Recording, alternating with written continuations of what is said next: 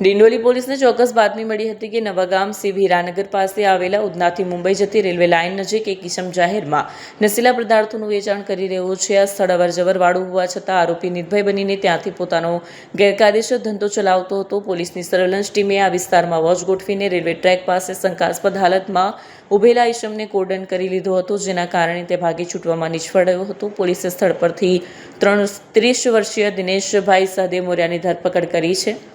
તપાસમાં જાણવા મળ્યું છે કે આરોપી પોતે ડિંડોલીના નવાગામ વિસ્તારમાં આવેલા સિવ હીરાનગર એકનો જ રહેવાસી છે. તલાશી દરમિયાન પોલીસને આરોપી પાસેથી નશીલી વસ્તુઓનો મોટો જથ્થો મળી આવ્યો, જેમાં 162 ગ્રામ વનસ્પતિજન્ય ગાંજો અને પ્રતિબંધિત કોડિન સિરપની 16 બોટલ મળી આવી હતી. આ ઉપરાંત પોલીસે આરોપી પાસેથી એક મોબાઈલ ફોન અને 1700 રોકડા પણ જપ્ત કર્યા છે અને કુલ 32,892નો મુદ્દામાલ કબજે કરવામાં આવ્યો છે અને આગળનું કાર્યવાહી હાથ ધરવામાં આવી છે.